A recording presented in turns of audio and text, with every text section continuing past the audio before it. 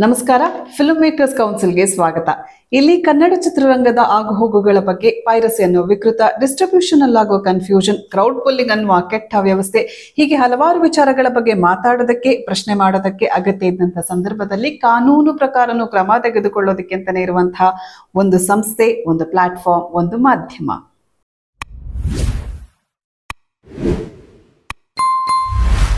ಇವತ್ತು let's talk ನಲ್ಲಿ ನನ್ನ ಜೊತೆ ಜಾಯ್ನ್ ಆಗಿದ್ದಾರೆ ಠಾಣೆ ಸಿನಿಮಾದ ನಿರ್ದೇಶಕರಾದಂತಹ ಭಗತ್ ರಾಜ್ ಅವರು. ಇವರ ಸಿನಿಮಾ ಮೇ 30ಕ್ಕೆ ಕರ್ನಾಟಕ ರಾಜ್ಯಾದ್ಯಂತ ರಿಲೀಸ್ ಆಗ್ತಾ ಇದೆ. ಸೊ ತಮ್ಮ ಪ್ರೇಕ್ಷಕರನ್ನ ಲೆಟ್ಸ್ ಟಾಕ್ ನ ಮೂಲಕ ವೆಲ್ಕಮ್ ಮಾಡೋದಕ್ಕೆ ಬಂದಿದ್ದಾರೆ. ಅವ್ರ ಜೊತೆ ಠಾಣೆ ಸಿನಿಮಾದ ಬಗ್ಗೆ ಮಾತಾಡ್ತಾ ಒಂದಷ್ಟು ವಿಚಾರಗಳ ಬಗ್ಗೆ ಮಾತಾಡೋಣ. ಸರ್ ನಮಸ್ತೆ, ವೆಲ್ಕಮ್ ಟು ದ ಶೋ. ನಮಸ್ತೆ ಮೇಡಮ್, ಹೇಗಿದ್ದೀರಾ? ಚೆನ್ನಾಗಿದ್ದೀನಿ. ಸೊ ಸಿನಿಮಾ ರಿಲೀಸ್ ಮಾಡ್ತಾ ಇದ್ದೀರಾ, ಒಂದು ವರ್ಷ ಗ್ಯಾಪ್ ಅಲ್ಲಿ ಮತ್ತೊಂದು ಸಿನಿಮಾ ಠಾಣೆ ಅಂತ ಬರ್ತಾ ಇದ್ದೀರಾ. ಸೊ ಠಾಣೆ ಅಂತ ಹೇಳಿದ ತಕ್ಷಣನೇ ಪೊಲೀಸ್ ಸ್ಟೇಷನ್, ಅದ್ರ ಸುತ್ತಮುತ್ತ ನಡೆಯುವ ಕತೆ ಅಂತ ಅನ್ಸುತ್ತೆ ಟೈಟಲ್ ಕೇಳಿದಾಗ. So what is it about ಠಾಣೆ ಅಂದ್ರೆ ಏನು, ಏನ್ ಸಿನಿಮಾ ಇದು? ಠಾಣೆ ಕೇರ್ ಆಫ್ ಶ್ರೀರಾಮ್ಪುರ ಅಂತ, ಶ್ರೀರಾಮ್ಪುರ ಮತ್ತೆ ಒಂದು ಭವಾನಿ ನಗರ ಅಂತ ಒಂದು ಏರಿಯಾಗಳ ಮಧ್ಯೆ ನಡೆಯುವಂತ ಕತೆ. ಬಟ್ ಅಲ್ಲಿ ನಡೆಯುವಂಥದ್ದು ಬರೀ ಅದಕ್ಕೆ ಸಂಬಂಧಪಟ್ಟದ್ದಂತಲ್ಲ, ಎಲ್ಲರಿಗೂ ಸಂಬಂಧಪಟ್ಟಂಥ ಕತೆ ಇದೆ. ಆ್ಯಕ್ಚುಲಿ ಠಾಣೆ ಅಂದರೆ ನಿಜ ಪೊಲೀಸ್ ಸ್ಟೇಷನ್ ಅಂತ, ಆರಕ್ಷಕ ಠಾಣೆ ಅಂತ ನಾವು ಕನ್ನಡದಲ್ಲಿ ಕರಿತೀವಿ, ಇಂಗ್ಲೀಷಲ್ಲಿ ಪೊಲೀಸ್ ಸ್ಟೇಷನ್ ಅಂತೀವಿ. ಅಲ್ಲಿ ನಡೆಯುವಂಥ ಕತೆ, ಅದಕ್ಕೊಬ್ಬ ನಾಯಕ ಇರ್ತಾನೆ ಪೊಲೀಸ್ ಸ್ಟೇಷನಲ್ಲಿ. ಅವರು ಮತ್ತು ಸಮಾಜದಲ್ಲಿ ನಡೆಯುವಂತಹ ಒಂದಷ್ಟು ವಿಚಾರಗಳನ್ನು ಇದರಲ್ಲಿ ತೋರಿಸೋ ಒಂದು ಪ್ರಯತ್ನ. ಅದು ಶ್ರೀರಾಮ್ಪುರ ಅಂದಿದ ತಕ್ಷಣ ಕೆಲವ್ರಿಗೆ ಅಂದರೆ ಬೆಂಗಳೂರು ಸ್ಲಮ್ಮು ಈ ಥರದೆಲ್ಲ ಒಂದು ನೆನಪಿಗೆ ಬರುತ್ತೆ. ಯಾಕಂದರೆ ಕೆಲವರಿಗೆ ರೌಡಿಸಮ್ ಅಂತಲೂ ಬರುತ್ತೆ. ಆಮೇಲೆ ದರ್ಶನ್ ಅವ್ರ ಸಿನಿಮಾಗಳಲ್ಲಿ ಕೆಂಚಾಲೋ ಅದರಲ್ಲೂ ಒಂದು ಸಾಂಗಲ್ಲಿ ಬರುತ್ತೆ, ಶ್ರೀರಾಮ್ಪುರ ಈ ಥರದೆಲ್ಲ ಬರುತ್ತೆ. ಹೌದು, ಯಾಕಂತಂದರೆ ಅದು ರೌಡಿಸಮ್ ಕತೆ ಅಲ್ಲ, ಅಂದರೆ ಒಂದು ಸಾಂಸಾರಿಕ ಚಿತ್ರ. ಶ್ರೀರಾಮ್ಪುರ ರೌಡಿಸಮು ಈ ಥರದೆಲ್ಲ ಒಂದು ಹಣೆಪಟ್ಟಿ ಇದೆಯಲ್ಲ, ಅದೊಂದು ಸ್ವಲ್ಪ ಅದನ್ನ ಸರ್ಸನ ಅನ್ನೋ ಒಂದು ಪ್ರಯತ್ನ ಇದರಲ್ಲಿ ಇದಾಗಿದೆ. But it is an action packed. ಹೌದು ಮೇಡಮ್, ಆಕ್ಷನ್ ಒಂದು 4 ಆಕ್ಷನ್ ಇದೆ, ಆಕ್ಷನ್ ಬ್ಲಾಕ್ ಇದೆ. ಕೌರವ್ ಮಾಸ್ಟರ್ ಮತ್ತೆ ಟೈಗರ್ ಶಿವು ಅಂತ ಹೊಸಬರು ತುಂಬಾ ಚೆನ್ನಾಗಿ ಮಾಡ್ಕೊಟ್ಟಿದ್ದಾರೆ. ಒಂದು ಚೇಸಿಂಗ್ ಇದೆ ಮೇಡಮ್. ಸಿನಿಮಾದ ಈಗ ನೀವು ರಿಲೀಸ್ಗೆ ಹೊರಟಿದ್ದೀರಾ, ಇದಕ್ಕಿಂತ ಮುಂಚೆ ಸೂಟ್ ಸಿನಿಮಾ ನಾನು ಇದೊಂದು ಈ ಟೈಮಲ್ಲಿ ಕೇಳಬೇಕು ಅನಿಸ್ತಾ ಇದೆ, ಅದಕ್ಕೋಸ್ಕರ ಕೇಳ್ತಾ ಇದ್ದೀನಿ. Suit cinema last year release ಮಾಡಿದ್ರಿ. ಒಂದು ವರ್ಷದಲ್ಲಿ ಮತ್ತೊಂದು ಸಿನಿಮಾ ಜೊತೆ ಬಂದಿದ್ದೀರಾ. ಒಂದು ಸಿನಿಮಾದಲ್ಲಿ ಸೂಪರ್ ಸಕ್ಸಸ್ ಕಂಡಿದ್ದೀರಾ ಅದರಲ್ಲಿ, ಅಥವಾ ಈ ಟೈಮಲ್ಲಿ ಅಂದ್ರೆ ಥಿಯೇಟರ್ಗೆ ಪ್ರೇಕ್ಷಕರ ಆಗಮನ ತುಂಬಾ ಕಡಿಮೆ ಆಗ್ತಾ ಇದೆ. ಇಂತಹ ಸ್ಟಾರ್ಗಳನ್ನು ಹಾಕೊಂಡು ಮಾಡಿದ್ರು ಸಿನಿಮಾ ನಡೀತಾ ಇಲ್ಲ. ಸೊ ಅಂತ ಈ ಟೈಮಲ್ಲಿ ಯಾಕೆ ರಿಸ್ಕ್ ತಗೊಂಡ್ರ, ಅಥವಾ ಇಲ್ಲಿ ಸಾಧಿಸ್ಬೇಕು, ವರ್ಷಕ್ಕೊಂದು ಸಿನಿಮಾ ಮಾಡ್ತೀನಿ, ರಿಲೀಸ್ ಮಾಡ್ತಾ ಹೋಗ್ತೀನಿ, ಅದೇ ನನ್ ಗುರಿ ಅಂತನಾ ಏನು? ಇದರಲ್ಲಿ ನಾಯಕ ನಟದ್ದು ಒಂದು ಡೈಲಾಗ್ ಇದೆ ಮೇಡಮ್, ನಾವ್ ಇಲ್ಲೇ ಇರ್ತೀವಿ ಅಂತ. ಅದು ಮೇಜರ್ ಡೈಲಾಗ್. ಯಾಕಂತಂದ್ರೆ ತುಂಬಾ ಮಾಸ್ ಆಗಿ ಬರುವಂತದ್ದು, ನಾವ್ ಇಲ್ಲೇ ಇರ್ತೀವಿ ಅನ್ನೋದು ಒಂದು ಮಾತು ಬರುತ್ತೆ. ಅದೇ ತರ ನೀವು ಹೇಳಿದವಾಗೆ ನಾನು ಇಲ್ಲೇ ಇರ್ತೀನಿ, ಅದಕ್ಕೋಸ್ಕರ ಸಿನಿಮಾ ಮಾಡ್ಲೇಬೇಕು, ಅದ್ ಬಿಟ್ರೆ ಬೇರೆ ಏನೋ ಗೊತ್ತಿಲ್ಲ, ಸೈಡ್ ಇನ್ನೊಂದು ಏನೋ ಮಾಡ್ಕೊಂಡು ಬರಬೇಕು ಆ ಥರದ್ದು. ಆಸ್ ಎ ನನಗೊಬ್ಬ ಡೈರೆಕ್ಟರ್ ಆಗಿ ನನಗೇನು ಬರಲ್ಲ. ಅಕಸ್ಮಾತ್ ನಾನು ಏನೋ ಒಂದು ಮಾಡಕ್ ಹೋದ್ರೂ ಅಂದ್ರೆ ಎಲ್ಲಾ ಒಂದು ಇದರಲ್ಲೂ ಬಂದ್ಬಿಡುತ್ತೆ. ಅಂತಂದ್ರೆ ಅವ್ರ ಕೆಲಸ ಬಿಟ್ಬಿಟ್ಟವ್ರೆ, ಏನೋ ಮಾಡ್ತಾವ್ರೆ, ಅವರೆಲ್ಲ ಮಾಡಕ್ ಬರಲ್ಲ ಬಿಡು, ಈ ತರದ್ದು ಒಂದಷ್ಟು ವಿಚಾರ ಬರುತ್ತೆ. ಹಾಗೆ ಪ್ರವೀಣ್ ಅವರು, ಈ ಚಿತ್ರದ ನಾಯಕ ನಟರು, ಅವರು ಅಪ್ರೋಚ್ ಮಾಡಿದ್ರು, ಕೋವಿಡ್ ನಂತರದಲ್ಲಿ ಅಪ್ರೋಚ್ ಮಾಡಿದ್ರು, ಒಂದು ಕತೆ ಇದ್ರೆ ಹೇಳಿ ಅಂತ.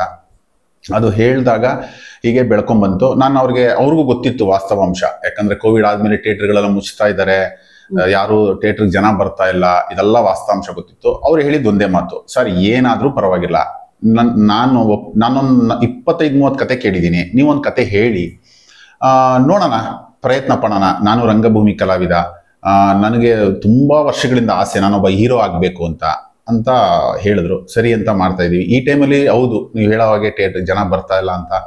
ಆಮೇಲೆ ಅದು ಆಸ್ ಎ ಒಬ್ಬ ನನಗೆ ಡೈರೆಕ್ಟರ್ ಆಗಿ ನನ್ನ ಕನಸು ಕೂಡ ಸಿನಿಮಾ ಆಗಿ ಅದು ಒಂದೇ ಕಡೆ ಹಾರ್ಡ್ ಡಿಸ್ಕ್ ಅಲ್ಲೇ ಇರೋದು ಬೇಡ, ಜನಗಳಿಗೆ ತಲುಪಲಿ, ಜನಗಾಗೆ ಸಿನಿಮಾ ಮಾಡೋದು, ಅದು ಜನಗಳ ಅವರೇ ನಿರ್ಧಾರ ಮಾಡ್ಲಿ ಅಂತ. ಆಮೇಲೆ ಹೀರೋ ಆಗಿ ಆಸ್ ಎ ಪ್ರವೀಣ್ ಅಂತ ಅವರು ಅಷ್ಟೇ, ಅವ್ರ ಕನಸು ಕೂಡ ನನ್ನ ಸಿನಿಮಾ, ನಾನೊಬ್ಬ ಆಕ್ಷನ್ ಸಿನಿಮಾ ಮಾಡಿದ್ದೀನಿ, ಒಂದು ಕಟೌಟ್ ನಿಲ್ಲಿಸ್ಬೇಕು ಗಾಂಧಿನಗರದಲ್ಲಿ, ಜನ ನೋಡ್ಬೇಕು ಅನ್ನೋದು ಆಸೆ. ದಯವಿಟ್ಟು ಮೇ 30ಕ್ಕೆ ಸಿನಿಮಾ ನೋಡಿ ಅಂತ ನನ್ನೊಂದು ರಿಕ್ವೆಸ್ಟ್ ಮೇಡಮ್. ಮೇ 30ಕ್ಕಲ್ವಾ ರಿಲೀಸ್? ಮೇ 30ನೇ ತಾರೀಕು. ಓಕೆ. ಒಟ್ಟಿನಲ್ಲಿ ಏನಾಗುತ್ತೆ ಅಂತ ಹೇಳಿದ್ರೆ, ಒಂದು ಅಸ್ತಿತ್ವದ ಪ್ರಶ್ನೆ. ಒಬ್ಬ ನಿರ್ದೇಶಕನಿಗೆ ಸಿನಿಮಾ ಬಿಟ್ಟು ಬೇರೆ ಇಲ್ಲ. ತಾನು ಸಿನಿಮಾನೇ ಮಾಡಬೇಕು, ತಾನು 10 ಸತಿ ಸೋಲ್ಲಿ 11ನೇ ಸತಿ ಗೆಲ್ತೀನಿ ಅನ್ನೋ ಭರವಸೆಯಲ್ಲಿ ಸಿನಿಮಾ ಮಾಡ್ತಾನೆ ಹೋಗ್ಬೇಕು, ಕಥೆಗಳು ಬರಿತಾ ಹೋಗ್ಬೇಕು, ಆಕ್ಷನ್ ಕಟ್ ಹೇಳ್ತಾನೆ ಹೋಗ್ಬೇಕು, ಒಬ್ಬ ಪ್ರೊಡ್ಯೂಸರ್ ಇನ್ವೆಸ್ಟರ್ನ ಕಂಡ್ಕೊಳ್ಬೇಕು, ಅದಕ್ಕೆ ಬೇಕಾದಂತ ಆರ್ಟಿಸ್ಟ್ಗಳನ್ನ ಕರ್ಕೊಂಡು ಬಂದು ಸಿನಿಮಾ ಮಾಡ್ಬೇಕು. ಒಬ್ಬ ನಿರ್ದೇಶಕ 10 ಜನರಿಗೆ ಕೆಲಸ ಕೊಟ್ಟು ತನ್ನ ಅಸ್ತಿತ್ವವನ್ನ ಕಂಡುಕೊಳ್ಳೋದ್ರ ಜೊತೆಗೆ ತನ್ನ ಗೆಲುವಿನ ಕಡೆಗೆ ಹೋಗ್ಬೇಕಾದ್ರೆ 100 ಸಿನಿಮಾಗಳನ್ನ ಮಾಡ್ಬೇಕಾಗತ್ತೆ ಅಂತ ಹೇಳ್ತಾ ಇದ್ದಾರೆ ಸರ್. ಸೊ ಈ ಸಿನಿಮಾದಲ್ಲಿ ಯಾರು ಸರ್ ಆರ್ಟಿಸ್ಟ್ಗಳು? ಇದರಲ್ಲಿ ಮೇಡಮ್ ಪ್ರವೀಣ್ ಅಂತ ಅವರು ಮತ್ತೆ ಅವ್ರ ಫ್ರೆಂಡ್ಸ್ ಎಲ್ಲ ಸೇರ್ಕೊಂಡು ಇನ್ವೆಸ್ಟ್ ಮಾಡಿದ್ದಾರೆ. ಪ್ರವೀಣ್ ಅಂತ ಪ್ರಕಸಂ ನಾಟಕ ತಂಡದಲ್ಲಿ ಇದ್ದವರು, ಅವರು ಪಿ ಡಿ ಸತೀಶ್ ಅವ್ರ ಜೊತೆ ಇದ್ದವರು. ಇದರಲ್ಲಿ ಬಲರಾಜ್ ವಾಡಿ ಅಂತ ಸಾಕಷ್ಟು ಸಿನಿಮಾ RGV ಸಿನಿಮಾಗಳೆಲ್ಲ ಮಾಡಿದವರು ಅವರು, ಮತ್ತೆ ಕುಲ್ದೀಪ್, ರೋಹಿತ್ ನಾಗೇಶ್ ಅಂತ ಅವರೊಂದು ಸಿನಿಮಾದಲ್ಲಿ ಹೀರೋ ಕೂಡ ಆಗಿದ್ರು, ಮತ್ತೆ ಕುಲ್ದೀಪ್ ಹೀರೋ ಆಗಿದ್ರು. ಈ ತರದ್ದು ಮತ್ತೆ ಭೀಷ್ಮ ರಾಮಯ್ಯ, ಸುಮಾರು ಅಂದ್ರೆ ರಂಗಭೂಮಿ ಮತ್ತೆ ಸಿನಿಮಾ ರಂಗದವರು ಇನ್ನ ಒಂದಷ್ಟು ಹೊಸಬರು ಕಲಾವಿದರು. ಅದರಲ್ಲಿ ಸುಮಾರು ನಮ್ಮ ಇವ್ರು ಹೇಳ್ತಿದ್ರು, ಆಕ್ಚುಲಿ ಡಬ್ಬಿಂಗ್ ಅವರು ಬರ್ಕೋತಾ ಇದ್ದಾಗ ಹೇಳಿದ್ರು, ಡಬ್ಬಿಂಗ್ ಮಾಡೋರು ಇಂಜಿನಿಯರ್ ಹೇಳ್ತಾ ಇದ್ರು, ಸರ್ ಟೋಟಲ್ 176 ಜನ ಆರ್ಟಿಸ್ಟ್ ಬರ್ತಾರೆ ಸರ್, ಎಲ್ಲರಿಗೂ ಕ್ಲೋಸ್ ಅಪ್ ಶಾಟ್ಸ್ ಇದೆ, ಎಲ್ಲರಿಗೂ ಒಂದು ಚಿಕ್ಕ ಒಂದು ಎಕ್ಸ್ಪ್ರೆಷನ್ ಕೊಟ್ಟಿದ್ದೀರಾ ಅಂತ. ಇದರದ್ದು ಮೇಜರ್ ಏನು ಅಂತಂದ್ರೆ ಇಂಟ್ರೋಲ್ ಪಾಯಿಂಟ್ ಅಂತ ಎಲ್ಲರೂ ಸೂಚಿಸಿ ಹೇಳ್ತಿರ್ತಾರೆ. ಇಂಟ್ರೋಲ್ ಪಾಯಿಂಟ್ ಅಲ್ಲಿ 170 ಜನ ಕಲಾವಿದರು, ಅಂದ್ರೆ ಸುಮ್ಮನೆ ಒಂದ್ ಕಡೆ ಗುಡ್ಡೆ ಬರಲ್ಲ, ಬಟ್ ಅವ್ರವ್ರದ್ದು ಆ ಇಂಟರ್ಕಟ್ಸ್ ಗಳಲ್ಲಿ ಅದೊಂದು ಹೊಸ ಏನೋ ಒಂದು ಸ್ಕ್ರೀನ್ ಪ್ಲೇ ಮಾಡೋಣ ಅಂತ ಅದೊಂದು ಪ್ರಯತ್ನ ಮಾಡಿದ್ದೀನಿ. ಅದು ಜನನೇ ಹೇಳ್ಬೇಕು. ಹಾಗೆ ಇದರಲ್ಲಿ ಹರಿಣಾಕ್ಷಿ ಅಂತ ಮೈಸೂರವರು, ಅವರು ಹೀರೋಯಿನ್ ಆಗಿ ಆಕ್ಟ್ ಮಾಡಿದ್ದಾರೆ. ಆಮೇಲೆ ಪ್ರಕಸಂ ತಂಡದ ಎಲ್ಲ ಕಲಾವಿದರು ಎಲ್ಲರೂ ಸುಮಾರು ಹರ್ಷಿತ್ ಗೌಡ, ರೂಪಾ ಮತ್ತೆ ಪೂಜಾ ಭಟ್ಟು, ಸಾಕಷ್ಟು ಜನ ಕಲಾವಿದರು. ಆಮೇಲೆ BV ರಾಜಾರಾಮ್ ಅಂತ ರಂಗಭೂಮಿಯ ದಿಗ್ಗಜ ಅಂತಾನೆ ಅವ್ರು ಹೇಳ್ಬೋದು. ಆಕ್ಚುಲಿ ಅವರೊಂದು CM ಪಾತ್ರ ಮಾಡಿದ್ದಾರೆ. ಅವ್ರು ಆಕ್ಚುಲಿ ಮಾಡಲ್ಲ ಬೇಡ ನನಗೆ ಅಂತಂದ್ರು, ಇಲ್ಲ ಬನ್ನಿ ದಯವಿಟ್ಟು ಮಾಡ್ಕೊಡಿ ಅಂತ ರಿಕ್ವೆಸ್ಟ್ ಮಾಡಿದಕ್ಕೆ ಮಾಡ್ಕೊಟ್ಟಿದ್ದಾರೆ. ತಪ್ಪು ತಿಳ್ಕೊಬೇಡಿ, 176 ಜನ ಕಲಾವಿದರು ಬಿಗ್ ಸ್ಕ್ರೀನ್ ಅಲ್ಲಿ ಕಾಣಿಸ್ಕೊಳ್ತಾ ಇದ್ದಾರೆ, ಅದ್ರ ಜೊತೆಗೆ ಟೆಕ್ನಿಷಿಯನ್ಸ್ ಇರ್ತಾರೆ. ಇವತ್ತು ನಾನು ನೀವೇ ಮಾತಾಡ್ತಾ ಇದ್ದೀವಿ, ಸಿನಿಮಾ ರಿಲೀಸ್ ಆಗ್ತಾ ಇದೆ, ಪ್ರಮೋಷನ್ ಮಾಡ್ತಿದ್ರ, ನೀವೊಬ್ರು ಕೂತಿದ್ದೀರಾ. ಉಳಿದ 175 ಜನರು ಲೆಟ್ಸ್ ಲೀವ್ ಟೆಕ್ನಿಷಿಯನ್ಸ್ ಆರ್ಟಿಸ್ಟ್ ಗಳನ್ನ ನೋಡಿದ್ರೆ ಪರದೆ ಮೇಲೆ ಕಾಣಿಸ್ಕೊಳ್ಳೋರಲ್ಲಿ ಅಟ್ಲೀಸ್ಟ್ ಇಲ್ಲೊಂದಷ್ಟು ಇದು ಏನು ಚೇರ್ ಹಾಕಿ ನಾವು ಬ್ಯಾಕ್ ಟು ಬ್ಯಾಕ್ ಇಂಟರ್ವ್ಯೂ ಮಾಡ್ಬೇಕಿತ್ತು, ಬಟ್ ಯಾರು ಕಾಣ್ತಾ ಇಲ್ಲ. ಎಲ್ಲೋಗಿದ್ದಾರೆ? ಫುಲ್ ಬಿಸಿನಾ? ಏನ್ ಕತೆ? ಇಲ್ಲ ಮೇಡಮ್, ಬಿಸಿ ಇದ್ದಾರೆ. ಒಂದಷ್ಟು ಜನ ಕಲಾವಿದ್ರು ಬರ್ತೀನಿ ಅಂತಾನೆ ಹೇಳಿದ್ರು, ಬಟ್ ಇಲ್ಲಿ 2 ಪಾಯಿಂಟ್ ಆಗುತ್ತೆ. ಒಂದು, ಬಂದಿರೋರ್ನ ಕರ್ಕೊಂಡು ಬಂದಾಗ ಬರ್ದೇ ಇದ್ದವರು ಬೇಸರ. ಆಮೇಲೆ ಕೆಲವರು ಬನ್ನಿ ಅಂತ ನಾವು ತುಂಬಾ ರಿಕ್ವೆಸ್ಟ್ ಮಾಡಿದ್ರು ಇಲ್ಲ ಬರಲ್ಲ ಅಂದ್ರೆ, ಆಸ್ ಎ ನಾನು ಯಾರು ಟೆಕ್ನಿಷಿಯನ್ ಆಗ್ಬೋದು, ಆಕ್ಟರ್ ಯಾರ ಮೇಲೂ ದ್ವೇಷ ಇಲ್ಲ. ಆಮೇಲೆ ಪಾಪ ಅವರು ನನಗೇನು ಬೈದಿಲ್ಲ, ಆಮೇಲೆ ನಾನು ಅವ್ರಿಗೇನು ಇಲ್ಲ, ಮತ್ತೆ ಅವ್ರ ದುಡ್ಡು ನನಗೂ ಇಲ್ಲ, ನಾನ್ ದುಡ್ಡು ಅವ್ರಿಗೆ ಕೊಟ್ಟಿಲ್ಲ. ಅವರ ಸಂಬಂಧ ಏನು ಅಂತಂದ್ರೆ ರಿಲೇಶನ್ಶಿಪ್, ಸಿನಿಮಾ ಅಷ್ಟೇ. ನಾನು ಆ ಸಿನಿಮಾಗೆ ಗೌರವಿಸ್ತಿದ್ದೀನಿ ಅಂತಂದ್ರೆ ನೀವು ಗೌರವ ಕೊಡಿ. ನಾನು ಹೋಗಿ ಬೀದಿಲಿ ನಿಂತು ಪ್ರಚಾರ ಮಾಡ್ತಿದ್ದೀನಿ ಅಂದ್ರೆ ನೀವು ಮಾಡಿ ಅಂತ ನನ್ನೊಂದು ರಿಕ್ವೆಸ್ಟ್ ಅಷ್ಟೇ. ನಂದು ಡೈರೆಕ್ಟರ್ ಟೆಕ್ನಿಷಿಯನ್ ಕಾರ್ಡ್ ಅಲ್ಲಿ ನಂದು ಒಂದು 15-20 ಫ್ರೇಮ್ ಅಲ್ಲಿ ಮುಗ್ದೋಗುತ್ತೆ ಅನ್ಸುತ್ತೆ ನಿರ್ದೇಶಕ ಅಂತ. ಲಾಸ್ಟ್ ಅಲ್ಲಿ ಫಿಲ್ಮ್ ಬೈ ಭಗತ್ ರಾಜ್ ಅಂತ. ಇಡೀ 2 ಗಂಟೆ ಸಿನಿಮಾ ಕಲಾವಿದರೇ ಇರೋದು. ಇದು ನಿಮ್ಮ ಸಿನಿಮಾ. ಆಮೇಲೆ ಸಿನಿಮಾಗಿಂತ ದೊಡ್ಡವ್ರು ಯಾರೂ ಇಲ್ಲ, ಸಿನಿಮಾನೇ ದೊಡ್ಡದು. ನಾವೆಲ್ಲರೂ ಅದಕ್ಕೆ ಕೆಲಸ ಮಾಡೋಣ ಅಂತಷ್ಟೇ. ಬಟ್ ಅದೇ ಸಿನಿಮಾ ರಿಲೀಸ್ ಟೈಮಲ್ಲೇ ಆಕ್ಚುಲಿ ಎಲ್ರಿಗೂ ನಾನು ಅವ್ರಿಗೂ ಹೇಳಿದ್ದೀನಿ, ಎಲ್ರಿಗೂ ಅದೇ ಪ್ರಾಬ್ಲಮ್ ಆಗುತ್ತೆ. ನಾನು ಅಲ್ಲೋಗ್ಬೇಕಿತ್ತು, ಇಲ್ಲೋಗ್ಬೇಕಿತ್ತು, ನಮ್ಮ ಚಿಕ್ಕಮ್ಮನ ಮೈ ಹುಷಾರಿಲ್ಲ, ನಮ್ಮ ತಂದೆ ಕಾಲ್ ನೋವು ಬಂದಿದೆ, ನಮ್ಮ ದೊಡ್ಡಮ್ಮ ಮನೆ ಖಾಲಿ ಮಾಡ್ತಿದ್ದಾರೆ, ಅಲ್ಲಿ ಯಾರು ಎತ್ತಾಕೋರಿಲ್ಲ, ಈ ತರ ರೀಸನ್ನು. ಕೆಲವ್ರಿಗೆ ಫೋನ್ ಮಾಡಿದಾಗ ಮಗ ಸ್ನಾನ ಮಾಡ್ತಿದ್ದಾನೆ, ಮಗಳು ಇನ್ನೇನೋ ಹೊರಗೆ ಹೋಗಿದ್ದಾರೆ ಮಾಡಿಸ್ತೀನಿ ಅಂತಾರೆ, ಅವ್ರಿಗೆ ಫೋನ್ ಮಾಡಿದ್ರೆ ಇವ್ರಿಗೆ ಕೇಳಬೇಕು ಅಂತಾರೆ, ಬರೀ ಇದೇ ಆಗುತ್ತೆ. ಅದೊಂಥರ ಬೇಸರದ ಸಂಗತಿ. ನನಗೆ ಯಾರೋ ಒಬ್ರು ಕಲಾವಿದರು ಮೊನ್ನೆ ಸಿಕ್ಕಿದಾಗ ಅವ್ರು ಹೇಳ್ತಾ ಇದ್ರು, ಅಂದ್ರೆ ಕನ್ನಡ ಸಿನಿಮಾ ರಂಗ ಜನ ಬರ್ತಾ ಇಲ್ಲ ಅನ್ನೋದಕ್ಕೆ ಕಾರಣ ನಿಮ್ಮ ಪ್ರಚಾರಕ್ಕೆ ನಿಮ್ಮ ಕಲಾವಿದರು ಬರ್ತಾರ ಫಸ್ಟ್ ಅಂತಂದ್ರು. ಆಮೇಲೆ ಸಿನಿಮಾ ಥಿಯೇಟರ್ ಜನ ಬರ್ತಾರೆ. ಸುಮ್ನೆ ಟರ್ಬೋ ಅಂತ ಒಂದು ಸಿನಿಮಾ, ಮಲಯಾಳಂ ಸಿನಿಮಾ, ಕೇರಳದಲ್ಲಿ ಎಲ್ಲರಿಗೂ ಗೊತ್ತಿರ್ಬೋದು, ಟೀ ಅಂಗಡಿಗಳು ಜಾಸ್ತಿ ಅಂತ, ಕಟ್ಟನ್ ಚಾಯ ಈ ತರದ್ದು ಕೇರಳಗಳಲ್ಲಿ ಟೀ ಅಂಗಡಿಗಳು ಜಾಸ್ತಿ. ಅಲ್ಲಿ ಟರ್ಬೋ ಅಂತ ಒಬ್ಬ ಮಮಟಿ ಅಂತ ಒಬ್ಬ ದೊಡ್ಡ ಸೂಪರ್ ಸ್ಟಾರು ಪ್ರತಿ ಟೀ ಅಂಗಡಿಗಳಲ್ಲಿ ಹೋಗಿ ಅಲ್ಲಿ ನಿಂತ್ಕೊಂಡು ಪ್ರಚಾರ ಮಾಡ್ತಾರೆ. ನಾನು ಇವತ್ತು ಕೊಚ್ಚಿ ಟೀ ಅಂಗಡಿ, ಕ್ಯಾಲಿಕಟ್ಟು ಈ ತರ ಟೀ ಅಂಗಡಿಗಳಿಗೆ ಬರ್ತಾ ಇದ್ದೀನಿ ಬನ್ನಿ ಅಂತಂದಾಗ ಜನ ಸೇರ್ತಾರೆ, ಅವ್ರ ಜೊತೆ ಟೀ ಕುಡ್ಕೊಂಡು ಪ್ರಚಾರ ಮಾಡ್ತಾರೆ. ಆಮೇಲೆ ಈ ತರ ತುಂಬಾ ಮಾಡ್ತಿದ್ದಾರೆ ನಮ್ಮ ಕಲಾವಿದರು. ಇದು ಯಾವುದು ದುಡ್ಡು ಕಾಸು ಇಲ್ಲ. ಆಮೇಲೆ ನಾವು ಸಿನಿಮಾ ಇದ್ರು ಊಟ ಮಾಡ್ತೀವಿ, ಸಿನಿಮಾ ಇದ್ದೇ ಇದ್ರು ಊಟ ನಾವು ಮಾಡೇ ಮಾಡ್ತೀವಿ. ಮತ್ತೆ ನಮ್ ಗಾಡಿ ಓಡುತ್ತೆ, ನಾವು ಪೆಟ್ರೋಲ್ ಹಾಕ್ಸ್ಕೊಂಡು ಹೊಡ್ತೀವಿ. ಆದ್ರೆ ಪ್ರಚಾರಕ್ಕೆ ಬನ್ನಿ ಅಂತಂದಾಗ ಪ್ರತಿಯೊಂದು ಕೌಂಟ್ ಆಗ್ತಾ ಹೋಗುತ್ತೆ ಅವ್ರಿಗೆ. ಅಂತಂದ್ರೆ ನಮ್ಗೇನ್ ಕೊಡ್ತೀರಾ, ನಾವು ಬರ್ತೀವಿ, ಈ ತರದ್ದು ಆಗುತ್ತೆ. ಅದು ನಾನು ಅದೇ ಪದೇ ಹೇಳ್ತಿರೋದೇ, ಯಾರ ಮೇಲೂ ಅದು ದ್ವೇಷ ಅನ್ನೋದಿಲ್ಲ. ಬಟ್ ನೀವು ಕಾಣಿಸ್ಕೊಳ್ಳೋದು, ನಿಮ್ಮ ಭವಿಷ್ಯ ನೀವು ರೂಪಿಸ್ಕೊಳ್ಳಿ ಅಂತ ನಾನು ಕೇಳ್ಕೊಳ್ಳೋದಿರೋದಷ್ಟೇ. ನೀವು ಈ ಸಿನಿಮಾದಲ್ಲಿ ನೀವೊಂದಷ್ಟು ಸೋಷಿಯಲ್ ಮೀಡಿಯಾದ ಪ್ರಚಾರ ಆದ್ರೆ ಒಂದಷ್ಟು ಜನ ಡೈರೆಕ್ಟರ್ಗಳು, ಒಂದಷ್ಟು ಜನ ಪ್ರೊಡ್ಯೂಸರ್ಗಳು ಏನ್ ಮಾಡ್ತಾರೆ, ಚೆನ್ನಾಗಿದೆ ಈ ಸಿನಿಮಾದಲ್ಲಿ ನೀವು ಆಕ್ಟ್ ಮಾಡೋಣಂತೆ, ದೊಡ್ಡ ಕ್ಯಾರೆಕ್ಟರ್ ಮಾಡೋಣಂತೆ ಅಂತ ನೀವು ಹೋಗೋ ಆಡಿಷನ್ಗಳಿಗೆ ನೀವು ಅದು ಪ್ರೊಫೈಲ್ ಆಗಿ ತೋರಿಸ್ಬೋದು. ನೋಡಿ ಸರ್, ನಾನು ಮಾಡಿರೋ ಸಿನಿಮಾ ಎಷ್ಟು ಪ್ರಚಾರ ಮಾಡಿದ್ದೀನಿ ನೋಡಿ, ಕೊಡಿ ನಮಗೆ ಚಾನ್ಸು, ನಾನು ಆಕ್ಟ್ ಮಾಡ್ತೀನಿ ಅಂತ ನೀವು ಮಾಡ್ಬೋದು. ನೀವು ಪ್ರಚಾರನೇ ಮಾಡಿಲ್ಲ ಅಂತಂದ್ರೆ ಹೇಗ್ ಮಾಡಕ್ಕಾಗುತ್ತೆ? ನೀವು ಪ್ರತಿ ಒಂದನ್ನು ನಾವು ಅಬ್ಸರ್ವ್ ಮಾಡಿರ್ತೀವಿ. ಎಕ್ಸಾಂಪಲ್, ನಿಮ್ ಕೂದಲು ಸರಿ ಇಲ್ವಾ, ಹೇರ್ ಡ್ರೆಸ್ಸರ್ನ ಕೂದಲು ಸರಿ ಮಾಡಿರ್ತೀವಿ. ಮೇಕಪ್ ಸರಿ ಇಲ್ವಾ, ಮೇಕಪ್ ಮ್ಯಾನ್ನ ಕರ್ಕೊಂಡ್ಬಂದು ಮೇಕಪ್ ಸರಿ ಮಾಡಿ. ಎಷ್ಟೋ ಸಲ ಮೇಕಪ್ ಸರಿ ಇಲ್ಲ, ಯಾವುದೋ ಒಂದು ಗ್ಲಿಸರಿನೋ ಮತ್ತೊಂದೋ ಏನೋ ಒಂದು ಸಿಗ್ತಾ ಇಲ್ಲ ಅಂತಂದಾಗ ಸುಮಾರು 3 ಅವರ್ ಶೂಟಿಂಗ್ ನಿಲ್ಸಿರೋದಿದೆ. ಯಾತಕ್ಕೆ? ನೀವು ಚೆನ್ನಾಗಿ ಕಾಣ್ಲಿ ಅಂತ. ನೀವು ನಿಜವಾಗ್ಲೂ ಅಳೋದಾಗಿದ್ರೆ ಗ್ಲಿಸರಿನ್ ಅವಶ್ಯಕತೆ ಇಲ್ಲ, 3 ಅವರ್ ನಿಲ್ಸೋದಿಲ್ಲ. ಆದ್ರೆ ನೋಡಿ, ನಾವು ಸಿನಿಮಾ ಮಾಡಿದ್ಮೇಲೆ ನಾವು ವಿತೌಟ್ ಗ್ಲಿಸರಿನ್ ನಾವು ಅಳ್ಬೇಕು. ಹಂಗೆ ಅದು ತುಂಬಾ ನೋವಿನ ಸಂಗತಿ ಇದು. ನಾನು ಯಾರಿಗೂ ಪಾಪ ಬ್ಲೇಮ್ ಮಾಡ್ತಿಲ್ಲ.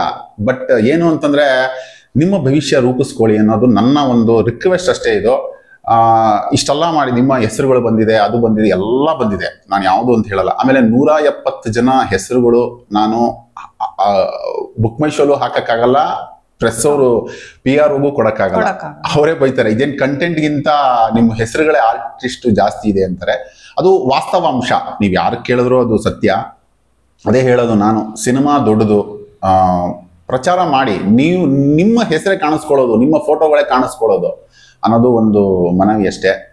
ಬಟ್ ಕೆಲವರು ಬೇಸರ ಆಗುತ್ತೆ, ಇವನೇನು ದೊಡ್ಡ ಮಣಿರತ್ನಂ ಡೈರೆಕ್ಟರ್ ಅಂತ. ನಾನು ಮಣಿರತ್ನಂ ಡೈರೆಕ್ಟರ್ ಅಲ್ಲ, ಬಟ್ ಅವರ ನೆರಳಲ್ಲಿ ಅವ್ರು ಆ ಥರ ಆಗಬೇಕು ಅಂತ ಹೋಗ್ತಿದ್ದೀನಿ ಅಷ್ಟೇ, ಬೇರೆ ಏನಿಲ್ಲ. ನೀವು ನಿಮ್ಮ ನೋವು ಅರ್ಥ ಆಗುತ್ತೆ. ಒಬ್ಬ ಡೈರೆಕ್ಟ್ರಿಗೆ ತಾನು ಮಾಡಿದ ಸಿನಿಮಾ ಮಾಡಿದಾಗ ರಿಲೀಸಿಗೆ ಅಂತ ಹೋದಾಗ ಪ್ರಮೋಷನ್ಗೆ ತನ್ನ ಎಲ್ಲ ಟೆಕ್ನಿಷಿಯನ್, ತನ್ನ ಎಂಟೈರ್ ಟೀಮು ಜೊತೆನಲ್ಲಿ ಇರಬೇಕು. ಆಗ ಒಂದು ಬಲ. ಆವಾಗ ಕಂಡೀಷನ್ ಸಿನಿಮಾ ಬರ್ಬೇಕಾದ್ರೆ ಇವರು ಮಣಿರತ್ನ ಒಂದು ರೋಲ್ ತಗೋಬೇಕಾದ್ರೆ ಇವರು ಮಣಿರತ್ನಮ್ಮ ಅಥವಾ ಇವ್ರು ಮತ್ತೊಬ್ರ ಅಂತ ನೋಡಲ್ಲ. ಆವಾಗ ಚಾನ್ಸ್ ಕೊಡಿ ಸರ್, ನಂದು ರೋಲ್ ಏನು ಸರ್, ಎಷ್ಟು ಪೇಮೆಂಟ್ ಕೊಡ್ತೀರಾ ಸರ್, ಎಲ್ಲಿಗೆ ಬರಬೇಕು ಸರ್, ಯಾವಾಗ ಸರ್ ಡೇಟ್ ಅಂತ 10 ಸತಿ ಕೇಳ್ತಾ ಇರ್ತಾರೆ ನಿಮ್ಮನ್ನ. ಅದ ನಂತರ ಸಿನಿಮಾ ಹೆಂಗೋ ಬಂದು ಸೆಟ್ಟಲ್ಲಿ ಕೂತ್ಕೊಳ್ತಾರೆ. ಬಂದು ಒಳಗಡೆ ಸೆಟ್ಟಿಗೆ ಪ್ರೊಡಕ್ಷನ್ ಹೌಸ್ಗೆ ಕಾಲಿಟ್ಟ ತಕ್ಷಣನೇ ಶುರುವಾಗುತ್ತೆ ಕೌಂಟಿಂಗ್. ಅವ್ರು ಹಾಕೋ ಚಪ್ಪಲಿಂದ ಹಿಡಿದು ಒಳಗಾಕೋದ್ರಿಂದ ಹಿಡಿದು ಮೈ ಮೇಲೆ ಮೆತ್ಕೊಳ್ಳೋದು ಎಲ್ಲದಕ್ಕೂ ಪ್ರೊಡಕ್ಷನ್ ಹೌಸ್ ಪೇಮೆಂಟ್ ಮಾಡಬೇಕು. ಒಬ್ಬ ಪ್ರೊಡ್ಯೂಸರ್, ಒಬ್ಬ ಡೈರೆಕ್ಟರ್ ಅದಕ್ಕೆ ಬೇಕಾದ ದಾರಿ ಮಾಡ್ಕೊಡ್ಬೇಕು. ಅಷ್ಟೇ ಅಲ್ಲದೆ ಪ್ರೊಡಕ್ಷನ್ ಊಟ ಟೈಮಲ್ಲಿ ಕೂತ್ಕೊಂಡು ತಿನ್ನೋ ಊಟಕ್ಕೆ ಅಲ್ಲೇ ಕೂತ್ಕೊಂಡು ಕಮೆಂಟ್ ಮಾಡೋರು 1000 ಜನ ಇದ್ದಾರೆ, ಒಂದಷ್ಟು ಆರ್ಟಿಸ್ಟ್ಗಳಿದ್ದಾರೆ. ನೀವು ನಿಮ್ಮ ರಾ ಫೂಟೇಜ್ಗಳನ್ನು ತೆಗೆದು ನೋಡಿದ್ರೆ ನಿಮ್ಗೆ ಅಲ್ಲಲ್ಲಿ ಗಾಸಿಪ್ ಮಾಡ್ತಾರೆ. ಇನ್ನೂ ಸಿನಿಮಾ ಮುಗ್ದೇ ಇರಲ್ಲ, ಹೋಗೇ ಇರಲ್ಲ, ಅಷ್ಟು ಬೇಗ ಶುರು ಮಾಡಿರ್ತಾರೆ. ಒಂದು ತಾನು ಬೆಳಿಬೇಕು ಅಂತಿದ್ರೆ ತನಗೆ ಕೆಲಸ ಕೊಟ್ಟವರಿಗೆ ನಿಯತ್ತಾಗಿರ್ಲಿ, ಅದು 1 ಸೆಕೆಂಡ್ ರೋಲ್ ಇರಲಿ ಅಥವಾ ಎಂಟೈರ್ ಸಿನಿಮಾದಲ್ಲಿ ನೀವಿರಿ. ಆ cinema producer and director, it is a closed chapter ಅನ್ನೋ ತನಕ ಆ ಸಿನಿಮಾಕ್ಕೆ ನೀವು ನಿಯತ್ತಾಗಿದ್ರೆ, ಆ ತಂಡಕ್ಕೆ ನೀವು ನಿಯತ್ತಾಗಿದ್ರೆ 100% ನೀವು ಗೆದ್ದಿರೋ ಮುಂದಿನ ದಿನ ಸೂಪರ್ ಸ್ಟಾರ್ಗಳಾಗ್ತೀರಾ. ಇಲ್ಲ, ಅಯ್ಯೋ ನಾನೊಬ್ಬ struggling actor, I need a chance, ಒಳ್ಳೆ ಚಾನ್ಸ್ ಕೊಟ್ರೆ ಸಿಗುತ್ತೆ, ಒಳ್ಳೆ ಬ್ಯಾನರಲ್ಲಿ ಚಾನ್ಸ್ ಕೊಟ್ರೆ ನಾನು ಮಾಡ್ತೀನಿ, ಅಥವಾ ಒಳ್ಳೆ ಬ್ಯಾನರಲ್ಲಿ ಚಾನ್ಸೇ ಸಿಗ್ತಿಲ್ಲ ಯಾಕೆ ಅಂತ ಹೇಳಿದ್ರೆ ತಾನು ಮಾಡಿದ ಮೊದಲ ಕೆಲ್ಸಕ್ಕಿರ್ಬೋದು, 5ನೇ ಕೆಲ್ಸಕ್ಕಿರ್ಬೋದು, ತಾವು ನಿಯತ್ತಾಗಿಲ್ದಿರೋ ಕಾರಣ, ತಾನು ತಗೊಂಡಿರೋ ದುಡ್ಡಿಗೆ ಅದರಲ್ಲಿ ಒಂದು ಅಗಳ ಅನ್ನ ತಿಂದಿರ್ತೀರಲ್ವಾ, ಆ ಅನ್ನಕ್ಕೆ ಋಣನೇ ಇಲ್ದಿರುವಂಗೆ, ಅಂದ್ರೆ ಒಂದು ನಿಯತ್ತೇ ಇಲ್ದಿರುವಂಗೆ, ಅನ್ನದ ಋಣಕ್ಕೆ ನಿಯತ್ತೇ ಇಲ್ದಿರುವಂಗೆ ಮಾಡೋ ಕಾರಣ you are always a struggler, there are stars always shining. And ಇಂಥ ಡೈರೆಕ್ಟರ್ಗಳ ಏನನ್ಸುತ್ತೆ, ನಿಟ್ಟುಸಿರಿದೆಯಲ್ಲ ಅದು ತುಂಬ ತಾಗುತ್ತೆ. ಯಾಕಂತ ಹೇಳಿದ್ರೆ ಅವ್ರು ಕಷ್ಟಪಟ್ಟು ಒಂದು ಕತೆ ಮಾಡಿರ್ತಾರೆ, ಅದಕ್ಕೊಂದು ಹೂಡಿಕೆ ಮಾಡಿರ್ತಾರೆ, ದಿನ ಇಡೀ ಅಲ್ದಿರ್ತಾರೆ, ಎಲ್ಲಿ ಸಿನಿಮಾ ಮಾಡೋದು, ಯಾರನ್ನ ಹಾಕೊಳ್ಳೋದು, ಇವ್ರಿಗೆ ಹೆಂಗ್ ಚಾನ್ಸ್ ಕೊಡೋದು, ಇವ್ರನ್ನ ಹೆಂಗ್ ಪ್ರಮೋಟ್ ಮಾಡೋದು ಅಂತ. ಅದ್ರ ಜೊತೆಗೆ ಒಂದಷ್ಟು ಪ್ರಶ್ನೆಗಳು ಬರುತ್ತೆ. ನಾನು ಇದ್ರಲ್ಲಿದ್ದೀನ ಅಂತೇನು, ಕಟೌಟ್ ಅಲ್ಲಿ ಇದ್ದೀನ, ಅಥವಾ ನನ್ನ ಫೇಸ್ ಕಾಣುತ್ತಾ? ನೀವು ಆಗ್ಲೇ ಒಂದು ಮಾತು ಹೇಳಿದ್ರೆ, ನಾವು ಮಾತಾಡ್ತಾ ಇರ್ಬೇಕಾದ್ರೆ ನನ್ನ ಹೆಸರು ಹೆಂಗ್ ತೋರಿಸ್ತೀರಾ ನೀವು, ನನ್ನನ್ನ ಹಿಂಗ್ ಹೆಸರು ಹಾಕ್ಬಿಟ್ರೆ ನನ್ನ ಊರಲ್ಲಿ ನನಗೆ ಐಡೆಂಟಿಟಿ ಸಿಗಲ್ಲ, ನನ್ನ ಹೆಸರು ಹಿಂಗ ಹಾಕಿ. ಸೊ ಇದೆಲ್ಲ ಒಂದು ಡೈರೆಕ್ಟರ್, ಒಂದು ಪ್ರೊಡಕ್ಷನ್ ಹೌಸ್ ಫೇಸ್ ಮಾಡೋ challenges. It is not a challenge actually consider ಮಾಡಿದ್ರೆ. ನೀವು ಯಾರು, ನಿಮಗೆ ಚಾನ್ಸ್ ಕೊಟ್ಟಿರೋರಿಗೆ ನೀವು ಏನು ಅವ್ರು ದೊಡ್ಡವ್ರಾಗ್ತಾರ ಹೊರತು ನೀವು ಸಣ್ಣವರೇ ಆಗ್ಬಿಟ್ಟಿರ್ತೀರ, ನೀವು ಇಂಥ ಪ್ರಶ್ನೆಗಳನ್ನೆಲ್ಲ ಕೇಳ್ತಾ ಹೋದಾಗ. ಸೊ ಒಂದು ಯಾವುದೇ ಸಿನಿಮಾ ಇರ್ಬೋದು, ಎಲ್ಲೇ ಇರ್ಬೋದು, ಯಾವುದೇ ಭಾಷೆ ಇರ್ಬೋದು, ನಾವು ಬೇರೆ ಭಾಷೆಗಳನ್ನ ಎಕ್ಸಾಂಪಲ್ ಕೊಡೋದು ಬೇಡ, ಬೇರೆ ರಾಜ್ಯಗಳನ್ನ ಎಕ್ಸಾಂಪಲ್ ಕೊಡೋದು ಬೇಡ ಸರ್. ನಮ್ಮ ಕನ್ನಡದಲ್ಲಿ ಇವತ್ತು ಏನು ತುಂಬಾ ದೊಡ್ಡ ಸೂಪರ್ ಸ್ಟಾರ್ಗಳಾಗಿದ್ದಾರೆ ಅಂತ ಹೇಳಿದ್ರೆ ಅವರು ತಮ್ಮ ತಂಡಕ್ಕೆ ತಾವು ಮಾಡೋ ಚಿತ್ರಗಳಿಗೆ ನಿಯತ್ತಿಂದಿರೋದು, ತನ್ನ ಕೈಯಿಂದ ಎಷ್ಟಾಗುತ್ತೆ ಅಷ್ಟು ತನ್ನ ಸಿನಿಮಾನ ಪ್ರಮೋಟ್ ಮಾಡ್ತಿರೋದು. ಆ ಸಿನಿಮಾ ಹಿಂಗೇ ಇರ್ಲಿ, ಬಟ್ ನಾನು ಈ ಸಿನಿಮಾದಲ್ಲಿ ಮಾಡಿದ್ದೀನಿ ಅಂತ ಫಿಸಿಕಲ್ ಹೇಳ್ಕೊಳ್ಳೋದು. ಈಗ ಅಂತೂ ಸೋಷಿಯಲ್ ಮೀಡಿಯಾ ಕೂತಲ್ಲಿ ಸರ್, ನಮ್ಮ ಹತ್ರ ಸ್ಟುಡಿಯೋಗೆ ಬರೋದು ಬೇಡ, ಕೂತಲ್ಲಿ ಫೋನ್ ತಗೊಳ್ಳಿ, ಒಂದು ಸೋಷಿಯಲ್ ಮೀಡಿಯಾ ತಮ್ಮ ಅಕೌಂಟ್ಗಳನ್ನು ಓಪನ್ ಮಾಡ್ಕೊಳ್ಳಿ, ತಾನು ಮಾಡಿರೋ ಸಿನಿಮಾ ಇದು, ಇದ್ರಲ್ಲಿ ನನ್ನ ರೋಲ್ ಹೀಗಿದೆ, ಉಳಿದಷ್ಟು ಇನ್ನಷ್ಟು ಜನರಿದ್ದಾರೆ, ಡೈರೆಕ್ಟರ್ ಚೆನ್ನಾಗಿ ಪ್ರಯತ್ನ ಪಟ್ಟಿದ್ದಾರೆ, ಒಳ್ಳೆ ಕತೆ ಇದೆ, ಕತೆ ಕೇಳಿ ನಾನು ಮಾಡಿದ್ದೀನಿ, ಅದು ಹೆಂಗ್ ಮಾಡಿದಾರೆ ನೋಡೋಣ ಬನ್ನಿ ಥಿಯೇಟರ್ಗೆ ಅಂತ ಕರೆಯೋದಕ್ಕೆ ತಾಕತ್ತು ಬೇಕು, ಧೈರ್ಯ ಬೇಕು. ತಾನು ಮಾಡಿದ ರೋಲನ್ನ ನೋಡಿ ಅಂತ ಹೇಳೋದಕ್ಕೂ ಧೈರ್ಯ ಬೇಕು. ಆಗ ಸ್ಟಾರ್ ಆಗ್ತಾರೆ ಸರ್, ಇಲ್ಲ ಅಂತ ಹೇಳಿದ್ರೆ ಆಲ್ವೇಸ್ ಸ್ಟ್ರಗ್ಲಿಂಗ್ ಸ್ಟಾರ್. ಸೊ ಮುಂದಕ್ಕೆ ಹೋಗೋಣ. ಪ್ರಮೋಷನ್ ಪ್ಲಾನ್ ಹೆಂಗಿದೆ? ಚೆನ್ನಾಗಿ ನಡೀತಾ ಇದೆ ಮೇಡಮ್. ಒಂದಷ್ಟು ಜನ, ಸುಳ್ಳು ಹೇಳ್ಬಾರ್ದು, ಒಂದಷ್ಟು ಜನ ಕಲಾವಿದರು ಸಪೋರ್ಟ್ ಮಾಡ್ತಿದ್ದಾರೆ, ಒಂದಷ್ಟು ಜನ ಹ್ಯಾಸ್ ಎ ಬರೀ ಇನ್ನೂ ಅದರಲ್ಲೇ ಇದ್ದಾರೆ. ಪ್ರಮೋಷನ್ ಎಲ್ಲ ಚೆನ್ನಾಗಿ ನಡೀತಾ ಇದೆ ಮೇಡಮ್. ಒಂದಷ್ಟು ನಿಮ್ಮಂತ ಒಂದು ಇವರೆಲ್ಲ ಸಪೋರ್ಟ್ ಮಾಡ್ತಿದ್ದಾರೆ, ಅದು ಬಹಳ ಖುಷಿ ಇದೆ. ಕರೆದು, ಯಾಕಂತಂದ್ರೆ ಸೋಷಿಯಲ್ ಮೀಡಿಯಾದಲ್ಲಿ ಕರೆದು ಬನ್ನಿ ಸ್ಟುಡಿಯೋದಲ್ಲಿ ಅನ್ನೋದು ತುಂಬಾ ಕಮ್ಮಿ ಜನ ನಾವು ಕೇಳಿರೋ ಮಟ್ಟಿಗೆ, ಬಟ್ ಕರೆದಿದ್ದಕ್ಕೆ ನಿಮ್ಮೆಲ್ಲರಿಗೂ ಥ್ಯಾಂಕ್ಸ್ ಮೇಡಮ್. ಇಲ್ಲಿ FMCದು ಉದ್ದೇಶ ಏನಂತ ಹೇಳಿದ್ರೆ ಸರ್, ಪ್ರತಿ ವಾರ ರಿಲೀಸ್ ಆಗೋ ಸಿನಿಮಾಗಳನ್ನ ಅದನ್ನ ನಿಮ್ ಸಿನಿಮಾಗೆ 100% ಜನ ನಾವು ನಮ್ಮ 100ಕ್ಕೆ 100 ವೀಕ್ಷಕರು ಬರ್ತಾರೆ ಅನ್ನೋದು ಅಲ್ಲ. ಆದ್ರೆ ಒಂದು ಸಿನಿಮಾ ಪ್ರೀತಿಯಿಂದ ಈ ನೆಲ, ಈ ಸ್ಯಾಂಡಲ್ವುಡ್ ನಮಗೂ ಕೆಲಸ ಕೊಟ್ಟಿದೆ, ಇವತ್ತು ನಮಗೂ ಒಂದು ಅಸ್ತಿತ್ವ ಕೊಟ್ಟಿದೆ, ಆ ಅಸ್ತಿತ್ವಕ್ಕೆ ನಿಯತ್ತಾಗಿರ್ಬೇಕು ಅಂತ ಇಲ್ಲಿ ಯಾವುದೇ ಸಿನಿಮಾಗಳು ಇಲ್ಲಿ ಕೂತ್ಕೊಂಡು ನಾನ್ ಮಾತಾಡೋದಿರ್ಬೋದು, ಕಾಕಾ ಅವರು ಪ್ರಮೋಷನ್ ಮಾಡ್ತಾ ಇರೋದಿರ್ಬೋದು, ಇದು ಅಬ್ಸಲ್ಯೂಟ್ಲಿ ಫ್ರೀ ಆಗಿರುತ್ತೆ. It is just out of love we are promoting the cinema. Because ಎಷ್ಟೋ ಜನರಿಗೆ ಎಷ್ಟೋ ಸಿನಿಮಾಗಳು ರಿಲೀಸ್ ಆಗ್ತಾ ಇದೆ ಇಲ್ವಾ ಅಂತಾನೆ ಗೊತ್ತಿರಲ್ಲ. ಆ ವಿಚಾರವನ್ನ ನಮ್ಮ ಆಡಿಯನ್ಸ್ಗೆ ತಿಳಿಸೋ ಉದ್ದೇಶದಿಂದ ನಾವು ಕೆಲವೊಮ್ಮೆ ಪರ್ಸನಲ್ ಆಗಿ ಟಚ್ ಮಾಡ್ತೀವಿ, ಕೆಲವೊಮ್ಮೆ ಅವರೇ ಟಚ್ ಮಾಡ್ತಾರೆ ಸಿನಿಮಾದ ಬಗ್ಗೆ ಇಲ್ಲೇ ನನ್ನ ಲೆಟ್ಸ್ ಟಾಕ್ ನಲ್ಲಿ ನಾನು ಮಾತಾಡ್ತೀನಿ ಇಲ್ವೋ ಗೊತ್ತಿಲ್ಲ, ಬಟ್ ಪ್ರಿವ್ಯೂ ವಿತ್ ಕಾಕಾದಲ್ಲಿ 100% ರಿಲೀಸ್ ಆಗೋ ಎಲ್ಲಾ ಸಿನಿಮಾಗಳ ಬಗ್ಗೆ ಮಾಹಿತಿಯನ್ನು ಉಚಿತವಾಗಿ ಕೊಡ್ತೀವಿ. ಸೊ ಎಲ್ಲೆಲ್ಲಿ ರಿಲೀಸ್ ಮಾಡ್ತಾ ಇದೆ? ಎಂಟರ್ ಕರ್ನಾಟಕ ರಿಲೀಸ್ ಆಗ್ತಿದೆ ಮೇಡಮ್. ಜಾಸ್ತಿ ಸ್ವಲ್ಪ ಆಕ್ಷನ್ ಇರೋದ್ರಿಂದ ಹುಬ್ಳಿ ಮತ್ತೆ ಈ ಕಡೆ ಉತ್ತರ ಕರ್ನಾಟಕ ಆ ಕಡೆ ಸ್ವಲ್ಪ ಟಾರ್ಗೆಟ್ ಮಾಡ್ತಾ ಇದೀವಿ. ಆ ಕಡೆ ಒಬ್ರು ಡಿಸ್ಟ್ರಿಬ್ಯೂಟರ್ನ ತಗೊಂಡಿದೀವಿ, ಗೋವಿಂದ್ ಅಂತ.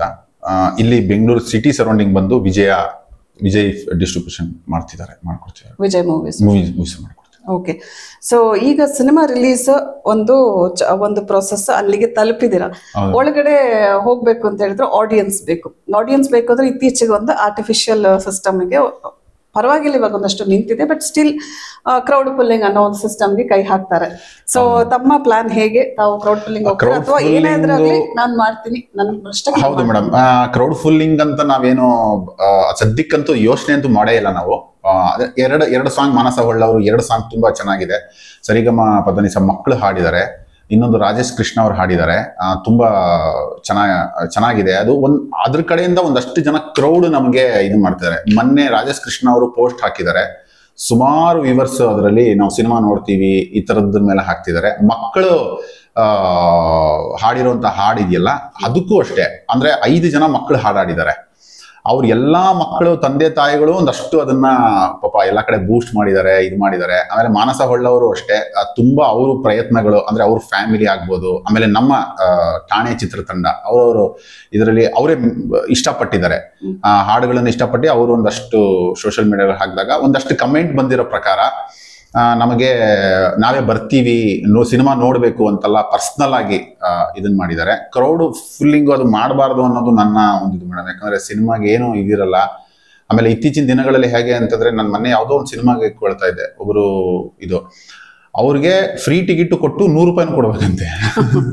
ಅದು ಹೇಗೆ ಅಂತ ಅರ್ಥ ಆಗಲ್ಲ. ಬಟ್ ಅವ್ರು ಸಿನಿಮಾ ನೋಡಕ್ ಬರ್ತಾರ, ಏನಕ್ಕೆ ಬರ್ತಾರೆ ಅಂತ ಗೊತ್ತಿಲ್ಲ. ಬಟ್ ಇದು ಹಿಂದೆ ರಾಜ್ಕುಮಾರ್ ಅವರು, ವಿಷ್ಣುವರ್ಧನ್, ಶಂಕರ್ನಾಗ್ ಅವ್ರ ಕಾಲದಲ್ಲಿ ಇದೆಲ್ಲ ಇರ್ಲಿಲ್ಲ. ಅಭಿಮಾನಕ್ಕೆ ಬರೋರು ಸಿನಿಮಾ, ಅದಕ್ಕೆ ಅಣ್ಣವರು ಮೋಸ್ಟ್ಲಿ ಅಭಿಮಾನಿ ದೇವರುಗಳು ಅಂದಿದ್ದು. ಈಗ ನಾವು ಕಾಸು ಕೊಟ್ಟು ಬರೋದಾದ್ರೆ ಅವರು ಯಾವ ತರ ಅದು ಅಭಿಮಾನ ಆಗುತ್ತೆ ಅನ್ನೋದು. ದಯವಿಟ್ಟು ಎಲ್ಲಾ ಭಾಷೆಗಿಂತ ಕನ್ನಡ ಸಿನಿಮಾಗಳು ಬರ್ತಾ ಇದೆ, ಸಿನಿಮಾ ನೋಡಿ ಅನ್ನೋದು ಒಂದು ಮನವಿ. ನೀವು ಹೇಗೆ ದಿನಕ್ಕೆ ಮಂದಿರಕ್ಕೆ ಹೋಗ್ತೀರಾ, ಅಟ್ಲೀಸ್ಟ್ ವಾರಕ್ಕೆ ಒಂದ್ಸಲ ಚಿತ್ರಮಂದಿರಕ್ಕೆ ಬನ್ನಿ ಅಂತ ಅಷ್ಟೇ. ಕ್ರೌಡ್ ಪುಲ್ಲಿಂಗ್ ದಯವಿಟ್ಟು ಮಾಡೋದ್ ಬೇಡ. ಯಾಕೆಂತ ಹೇಳಿದ್ರೆ ಆಲ್ರೆಡಿ ಸಿನಿಮಾ ಅನ್ನೋದೇ ಒಂದು ಬಿಸ್ನೆಸ್, ಅದಕ್ಕೆ ಹಣ ಹೂಡಿರ್ತಾರೆ. ಆ ಹಣ ಹೂಡಿರೋದೇ ಆ ಸಿನಿಮಾನ ಥಿಯೇಟರ್ಗೆ ಜನ ಬಂದು ನೋಡ್ಲಿ ಅಂತ. ಪುನಃ ಜನರನ್ನ ಕರೆಸ್ಕೊಳ್ಳಕ್ಕೆ ದುಡ್ಡು ಕೊಟ್ಟು ಕರೆಸ್ಕೊಳ್ಳೋದ್ರಿಂದ ಆತ ಸಿನಿಮಾನೇ ನೋಡ್ತಾನ, ಅಥವಾ ತಾನು ₹100 ತಗೊಂಡು ಟಿಕೆಟ್ ಫ್ರೀ ತಗೊಂಡು AC ರೂಮ್ ನಲ್ಲಿ ಆರಾಮಾಗಿ ಮಲ್ಗಕ್ ಬರ್ತಾನ. ಯಾಕಂದ್ರೆ ಮುಂದೆ ಆತ ಹೋಗಿ ಸಿನಿಮಾನ ಪ್ರಮೋಟ್ ಮಾಡಲ್ಲ. ಅವನ್ಗೆ ಸಿನಿಮಾ ನೋಡಿದಿನ ಇಲ್ವಾ ಅಂತಾನೆ ಗೊತ್ತಿರಲ್ಲ. ₹100 ಸಿಕ್ತು, ಅದ್ರಲ್ಲಿ ಏನ್ ಮಾಡ್ಬೇಕು ಅಂತ ಪ್ಲಾನ್ ಮಾಡ್ತಾ ಇರ್ತಾನೆ, ಅಥವಾ ಎಲ್ಲಿಗೆ ಹೋಗ್ಬೇಕು, ಯಾರಿಗೆ ಸಾಲ ಕೊಡ್ಬೇಕು, ಅಥವಾ ಆಟೋಗೆ ಇಷ್ಟ, ಟ್ರೈನಿಗೆ ಇಷ್ಟ ಅಂತ ಲೆಕ್ಕ ಹಾಕಿ ಆತ ಥಿಯೇಟರ್ ಎದ್ದು ಹೋಗ್ತಾರೆ. ಸೊ ಇಂಥ ವ್ಯವಸ್ಥೆಯನ್ನ ಆದಷ್ಟು ಎಲ್ಲರೂ ಖಂಡಿಸಿ ಸ್ಟಾಪ್ ಮಾಡಿ, ಒಳ್ಳೆ ಸಿನಿಮಾ ಬಂದಾಗ, ಕಂಟೆಂಟ್ ಬಂದಾಗ ಚಿತ್ರತಂಡಗಳು, ಎಂಟೈರ್ ಚಿತ್ರತಂಡ, ಒಂದು ಸಿನಿಮಾ ರಿಲೀಸ್ ಆಗೋ ಚಿತ್ರತಂಡ ಅದನ್ನ ನೀಟಾಗಿ ಪ್ರಮೋಟ್ ಮಾಡಿದ್ರೆ ಇಂಥ ವ್ಯವಸ್ಥೆಗೆ ಸೈಡ್ಗಿಟ್ಟು ರಿಯಲ್ ಪ್ರೇಕ್ಷಕರನ್ನ ಥಿಯೇಟರ್ಗೆ 100% ತರಬಹುದು. ಸೊ ಆಮೇಲೆ ಇನ್ನೊಂದು ನನ್ ಕಂಡಂಗೆ ಮೋಸ್ಟ್ಲಿ ತುಂಬಾ ಜನಕ್ಕೆ ಗೊತ್ತಿದೆಯೋ ಗೊತ್ತಿಲ್ಲೋ ನನಗೆ ಗೊತ್ತಿಲ್ಲ, ನನ್ನ ಸೂಟಲ್ ಆದಂತ ಅನುಭವ ನಾನು ಹೇಳ್ತೀನಿ. ಒಬ್ರು ಕ್ರೌಡ್ ಫುಲ್ಲಿಂಗ್ ಮಾಡಿಸ್ತೀನಿ ಸರ್, ನನಗೆ ದುಡ್ಡು ಕೊಡಿ ಅಂತಂದ್ರು. ಇಲ್ಲಪ್ಪ ನನಗೆ ಬೇಡ ಅಂತಂದೆ. ನಾನು ಸುಮ್ಮನೆ ಕೇಳಿದೆ, ಅವ್ನು ಸಿಕ್ಕಿದಾಗ ಯಾವ ತರ ಮಾಡಿಸ್ತೀಯ ಅಂತಂದೆ. ಸರ್ ಈ ಕಾಲೇಜಿಂದ ಇಷ್ಟು ಬರ್ತಾರೆ, ಈ ಕಾಲೇಜಿಂದ ಇಷ್ಟು ಬರ್ತಾರೆ, ಈ ಕಾಲೇಜಿಂದ ಹುಡುಗರು ಇಷ್ಟು ಬರ್ತಾರೆ ಅಂದ್ರೆ ಅವನು ಕಾಲೇಜನ್ನ ಬಂಕ್ ಮಾಡಿ ಬರ್ತಾ ಇದ್ದಾನೆ. ಕಾಲೇಜ್ ಸ್ಟೂಡೆಂಟ್ಗಳು ₹100 ಕೊಟ್ಟು ಬಂಕ್ ಮಾಡಿ ಬರ್ತಿದ್ದ ಅಂತಂದ್ರೆ ಅವ್ರಿಗೆ ಎಜುಕೇಶನ್ ಏನಾಯ್ತು ಪಾಪ, ಅವ್ರ ಎಜುಕೇಶನ್ ಹಾಳಾಯ್ತು. ತಂದೆ ತಾಯಿಗಳು ಪಾಪ ಸಾಲ ಸೋಲ ಮಾಡಿ ಅಲ್ಲಿ ಅವ್ರ ಒಡವೆನೋ ಅಡ ಇಟ್ಟು ಡೊನೇಷನ್ ಕಟ್ಬಿಟ್ಟು ಸ್ಕೂಲ್ಗಳಿಗೆ ಕಾಲೇಜ್ಗಳಿಗೆ ಸೇರಿಸಿದ್ರೆ ಪಾಪ ಇವರು ಕ್ರೌಡ್ ಫುಲ್ಲಿಂಗ್ ಅನ್ನೋದು ಯಾವ ತರ ಒಂದು ಗ್ಯಾಮ್ಲಿಂಗ್ ಆಗೋಗಿದೆ ಅಂದ್ರೆ ಭವಿಷ್ಯಗಳನ್ನ ಹಾಳು ಮಾಡ್ತಿದೆ. ಅಂದ್ರೆ ಎಲ್ಲರೂ ಹೇಳೋದು ಎಜುಕೇಶನ್ ಇಂಪಾರ್ಟೆಂಟು, ಎಜುಕೇಶನ್ ಇಂದ ಈ ದೇಶ ರಾಜ್ಯ ಕಟ್ಟಬೇಕು ಅಂತ. ಬಟ್ ಒಂದು ಸಿನಿಮಾ ಕ್ರೌಡ್ ಫುಲ್ಲಿಂಗ್ ಇಂದ ಪಾಪ ಅವ್ರ ಭವಿಷ್ಯ ಹಾಳಾಗ್ತಿದೆ. ಅವನು ಶಾಂಪಲ್ ನೋಡಿ ಅಂದ್ಬಿಟ್ಟು ಒಂದು ಮಾಲಲ್ಲಿ ಒಂದು 20 ಜನಕ್ಕೆ ಕಾಲೇಜ್ ಸ್ಟೂಡೆಂಟ್ ಅನ್ನೇ ಕರ್ಸಿದ್ದ. ನಾನು ಬೇಡಪ್ಪ ಅಂದ್ರೆ ವಾಪಸ್ ಕಳಿಸ್ದೆ. ಅಂದ್ರೆ ಇದು ನೋಡಿ ಕ್ರೌಡ್ ಫುಲ್ಲಿಂಗ್ಗೋಸ್ಕರ ಇದೆಲ್ಲ ಆಗ್ತಿದೆ. ನಿಜವಾಗ್ಲೂ ಇದೊಂದು ಸ್ವಲ್ಪ ದಯವಿಟ್ಟು ಅಂದ್ರೆ ಕ್ರೌಡ್ ಫುಲ್ಲಿಂಗ್ ಮಾಡೋರು ಅವ್ರ ದುಡ್ಡನ್ನ ಆಸೆಗೋ ಅವ್ರಿಗೇನೋ ಒಂದು 4 ಕಾಸು ಸಿಗುತ್ತೆ ಅನ್ನೋಕ್ಕೋಸ್ಕರ ದಯವಿಟ್ಟು ಮಾಡಕ್ ಹೋಗ್ಬೇಡಿ. ಈ ತರ ಸ್ಟೂಡೆಂಟ್ಗಳು ಲೈಫ್ ಹಾಳಾಗುತ್ತೆ. ಅವ್ರ ಆಸೆಯಿಂದ ಬಂದ್ಬಿಡ್ತಾರೆ, ಅಲ್ಲೇನೋ ಸುಮ್ಮನೆ ಕಿರ್ಚ್ಕೊಂಡು ಕೂಗಾಡ್ಕೊಂಡು ಹೋಗೋಣ ಅಂತ ಬಂದ್ಬಿಡ್ತಾರೆ. ಬಟ್ ಅವ್ರ ಭವಿಷ್ಯಗಳು ಹಾಳಾಗ್ತದೆ. ಅದರಿಂದ ಅವ್ರ ತಂದೆ ತಾಯಿ ಭವಿಷ್ಯ, ಕನಸುಗಳು ಎಲ್ಲ ನುಚ್ಚುನೂರಾಗುತ್ತೆ. ಸ್ವಲ್ಪ ಅಬ್ಸರ್ವ್ ಮಾಡ್ಕೊಳ್ಳಿ ಅನ್ನೋದು ನನ್ನ ಪರ್ಸನಲ್ ಒಂದು ರಿಕ್ವೆಸ್ಟ್. 100% it is both. ಒಬ್ಬ ಯಾರನ್ನ ಕರ್ಕೊಂಡ್ ಬರ್ತೀವಿ ಅವ್ರಿಗೂ ಒಂದು ರೀತಿಯಲ್ಲಿ ಆಮಿಷ ಒಡ್ಡಿ ಕರ್ಕೊಂಡ್ ಬರೋದು. ಅದು ಸ್ಟೂಡೆಂಟ್ ಆಗಿರ್ಬೋದು, ಅಥವಾ ವರ್ಕಿಂಗ್ ಕ್ಲಾಸ್ ಗಳಿರ್ಬೋದು, ಅಥವಾ ಕೆಲವರು ರೆಗ್ಯುಲರ್ ಸಿನಿಮಾ ವಾಚರ್ಸ್ ಗಳು ಇವಾಗ ಹೆಂಗ್ ಆಗ್ಬಿಟ್ಟಿದ್ದಾರೆ ಅಂತ ಹೇಳಿದ್ರೆ, ಇಲ್ಲಿ ಫ್ರೀ ಟಿಕೆಟ್ ಸಿಗುತ್ತೆ, ಜೊತೆಗೆ ₹100 ಸಿಗುತ್ತೆ, ನಾನೇ ದುಡ್ಡು ಕೊಟ್ಟು ಹೋಗ್ಲಿ ಅಂತ ಈ ಕ್ರೌಡ್ ಪುಲ್ಲಿಂಗ್ ಏಜೆನ್ಸಿಗಳೇ ಇದನ್ನ ಒಂದು ಹಾಳು ಮಾಡಿದೆ. ಸಿನಿಮಾನ ರಿಯಲ್ ಪ್ರೇಕ್ಷಕರು ಏನ್ ನೋಡ್ತಾ ಇದ್ರು ಅವರನ್ನ ಅರ್ಧಕ್ಕರ್ಧ ಹಾಳು ಮಾಡಿದೆ.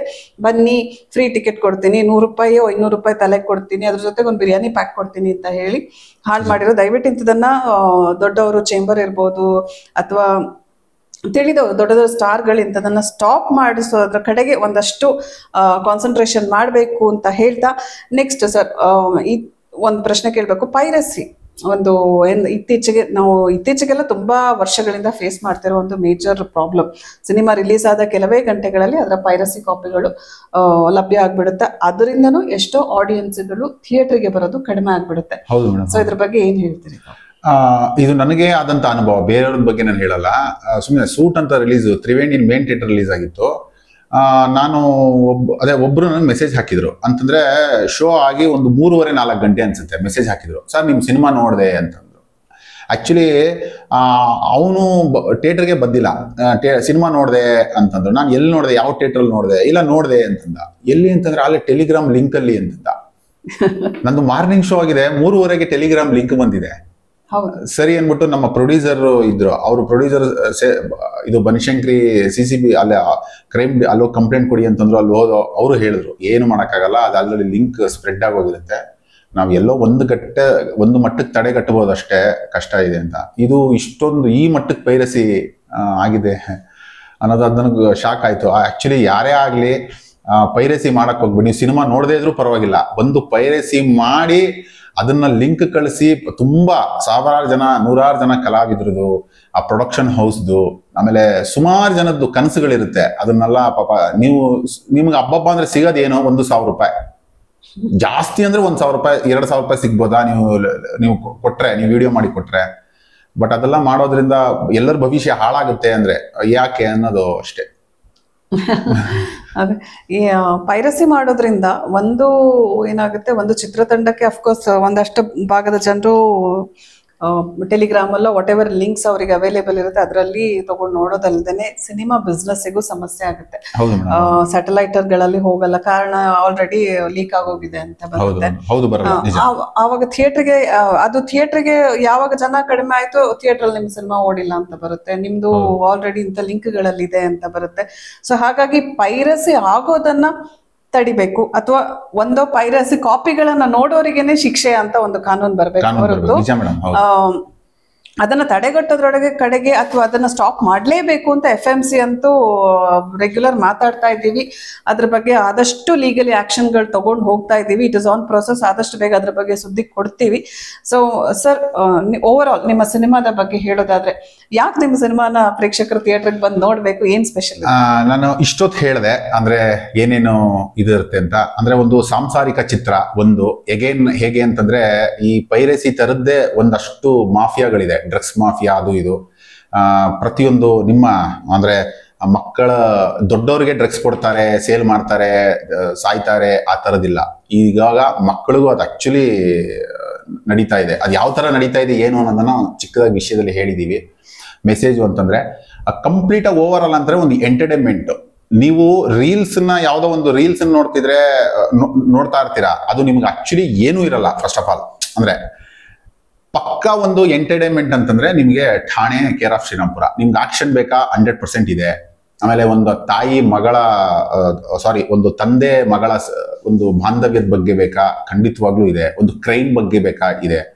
ಅಂದ್ರೆ ಓವರ್ ಆಲ್ ಒಂದು ಎಂಟರ್ಟೈನ್ಮೆಂಟ್ ಪ್ಯಾಕೇಜ್ ಅಂತ ಹೇಳ್ಬೋದು. ಅದಕ್ಕೋಸ್ಕರ ನೀವು ಸಿನಿಮಾ ನೋಡಿ. ಎಲ್ಲೂ 2 ಗಂಟೆ 5 ನಿಮಿಷ ನಿಮಗೆ ಸಿನಿಮಾ ಬರುತ್ತೆ. ಸುರೇಶ್ ಅರಸ್ ಅಂತ ಅವರು ದೊಡ್ಡ ಎಡಿಟರು, ಅವರು ಇದನ್ನ ಎಡಿಟ್ ಮಾಡಿಕೊಟ್ಟಿದ್ದಾರೆ. ಪ್ರಶಾಂತ್ ಸಾಗರ್ ಅಂತ ಒಬ್ರು ಕ್ಯಾಮ್ರಾಮೆನ್ನು ಇದನ್ನ ಛಾಯಾಗ್ರಾಹಕರಾಗಿದ್ದಾರೆ. ಬಂದು ನೋಡಿ ನಿಮ್ಮ ಒಪಿನಿಯನ್ ತಿಳಿಸಿ ಅಂತ ನಾನು ರಿಕ್ವೆಸ್ಟ್ ಮಾಡ್ಕೋತೀನಿ.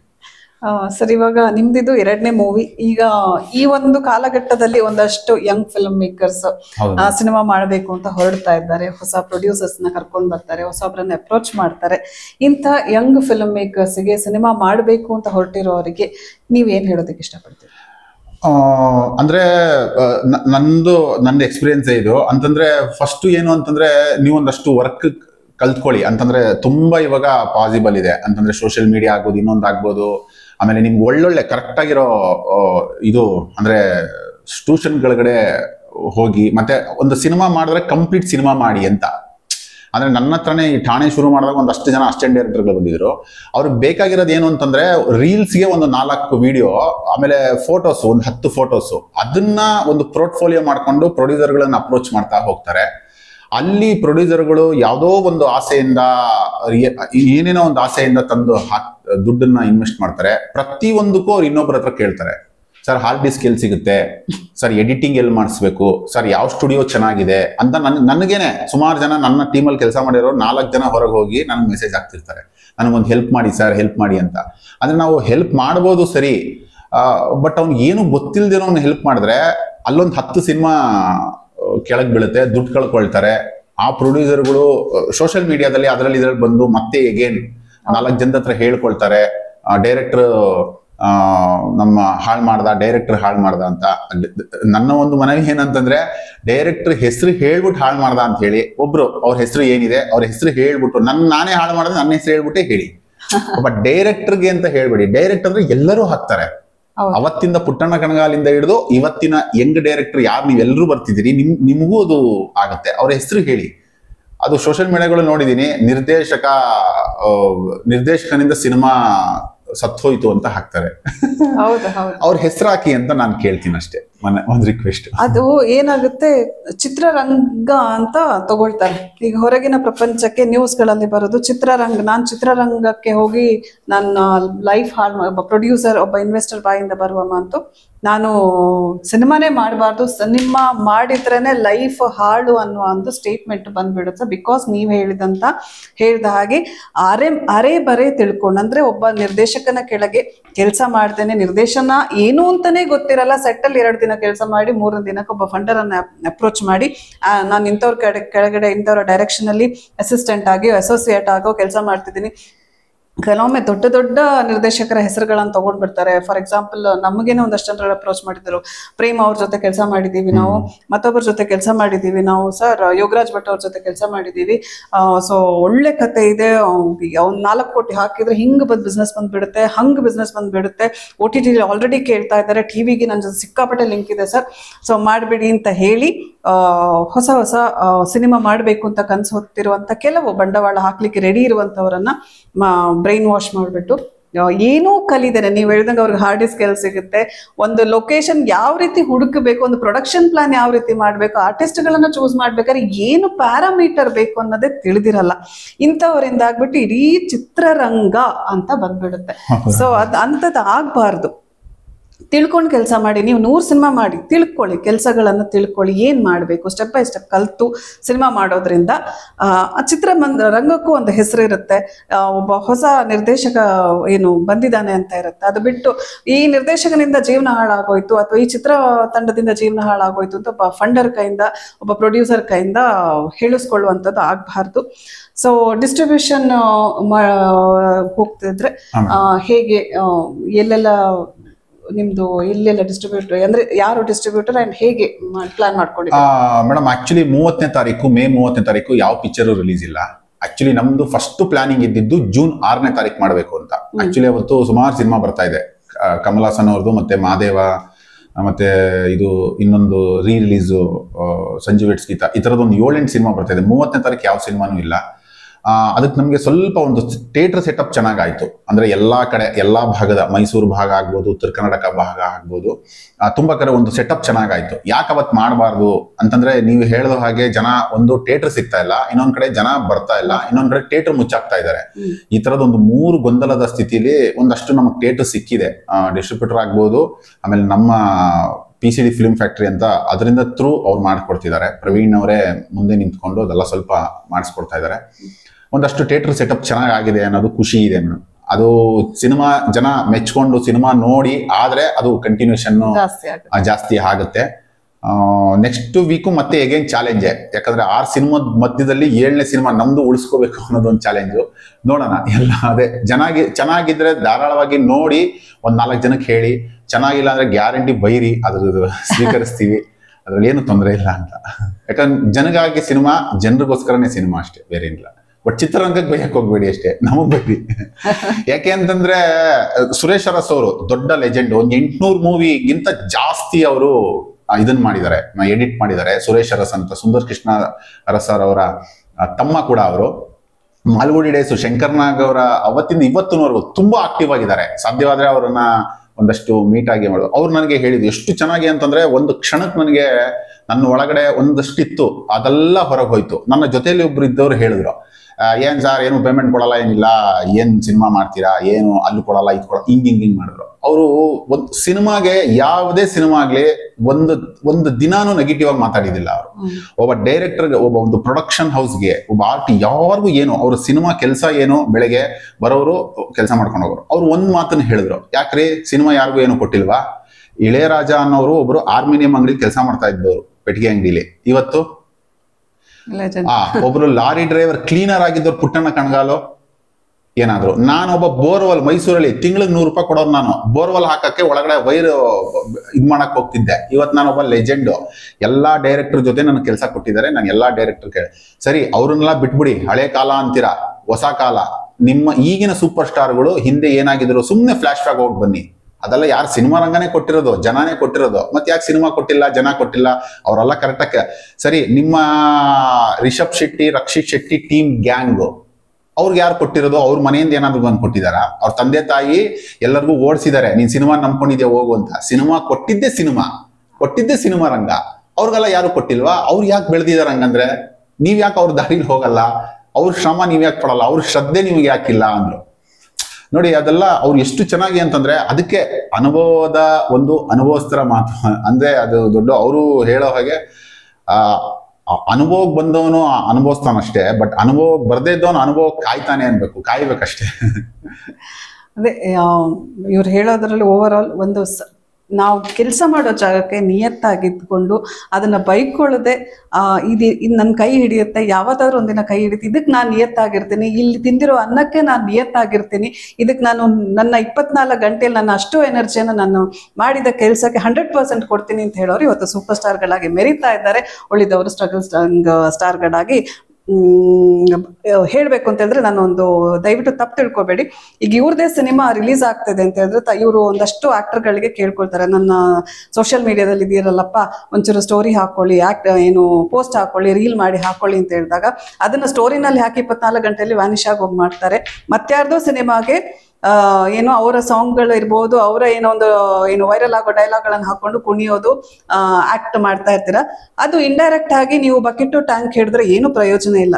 ಅದಕ್ಕಿಂತ ತಾನು ಮಾಡಿದ ಕೆಲಸಕ್ಕೆ ನಾನು ಮಾಡಿದ ಪಾತ್ರ ಇದು ಚಿಕ್ಕದಿರ್ಬೋದು, ಚೆನ್ನಾಗಿರ್ಬೋದು, ಚೆನ್ನಾಗಿಲ್ದಿರ್ಬೋದು, ಬನ್ನಿ ನೋಡಿ ಇಲ್ಲಿ ನನ್ನ ಪಾತ್ರಕ್ಕೆ ನಾನು ಜಸ್ಟಿಫಿಕೇಶನ್ ಮಾಡಿದ್ದು, ಇದು ನಾನು ಮಾಡಿದ ಸಿನಿಮಾ, ಇದು ನನ್ನ ತಂಡ ಮಾಡಿದ ಸಿನಿಮಾ, ಈ ಸಿನಿಮಾ ಬಂದು ನೋಡಿ ಇಂಥ ದಿನ ರಿಲೀಸ್ ಆಗುತ್ತೆ ಅಂತ ನೀವು ಒಂದು ಪೋಸ್ಟ್ ಹಾಕಿದ್ರೆ ಆ ಕೆಲಸ ಇದೆಯಲ್ಲ, ಆ ಕೆಲಸ ನಿಮ್ಮನ್ನ 100 ಕೆಲಸ ಮಾಡಿಸುತ್ತೆ.